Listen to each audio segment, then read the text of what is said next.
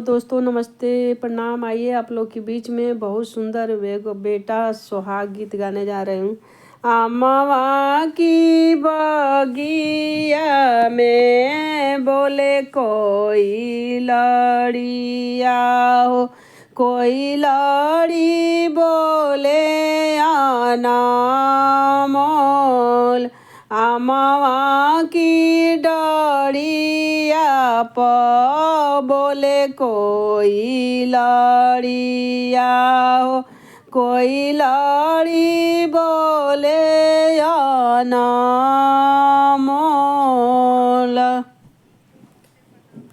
बाबा बगियावा से बोले दुल्हे राम, खोलया माँ बजर के वाड़ी।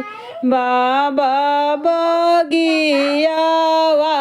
से बोले दुल्हे राम, खोलया माँ चंदन के वाड़।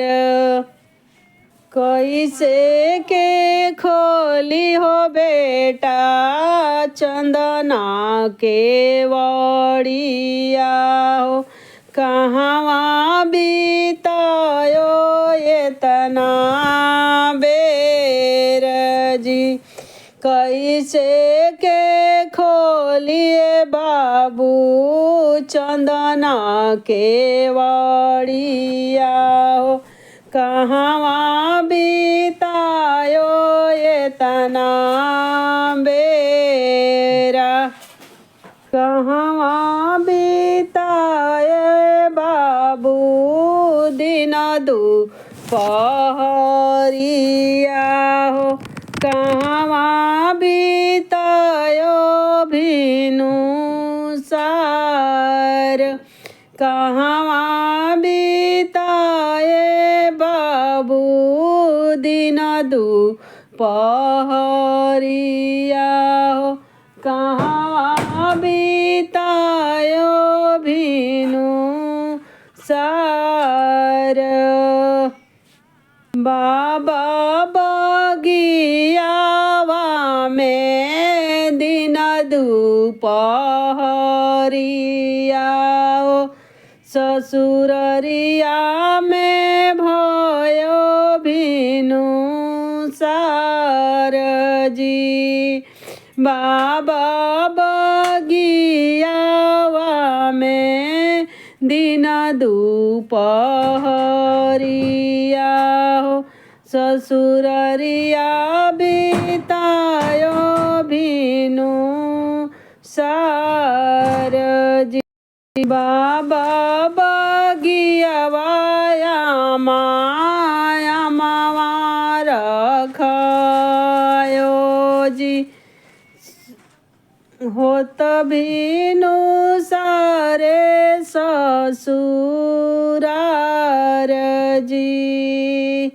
कैसे के चिन्ह बेटा सगी रह जिया हो, कैसे के चिन्ह सगी सासू जी।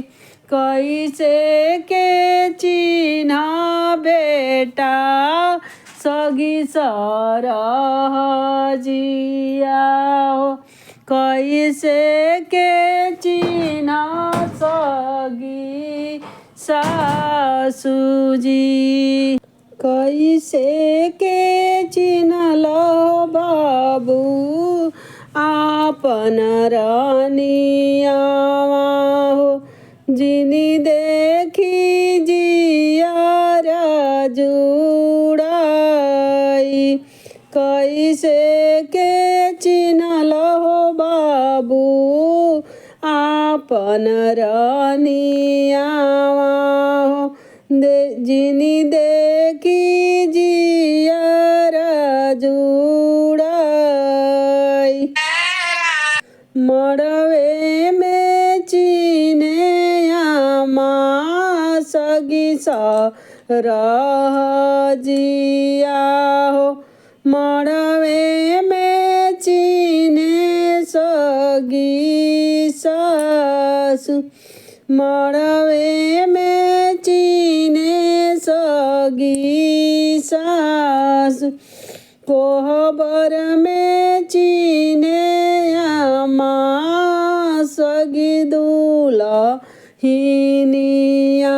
हो जिनी देखी जियर जुड़ाई से जिया पर सुतल देखी अपनी रानिया हो जिनी देखी यार जुड़ाई अपना रानिया माया माँ चित से ना उतारे हो कह तू तालेती हम बोलाई अपना रानिया माया माँ चित से ना उतारे हो कह तू तालेती हम बोला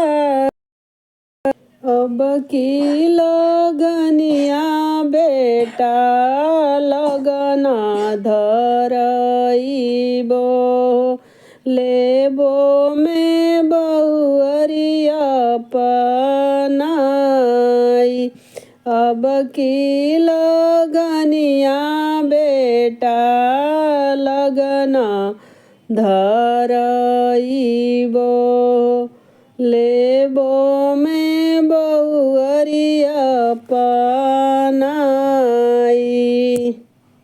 अम्मा की डोरिया पर बैठे कोई लड़िया हो कोई लड़ी बोले आना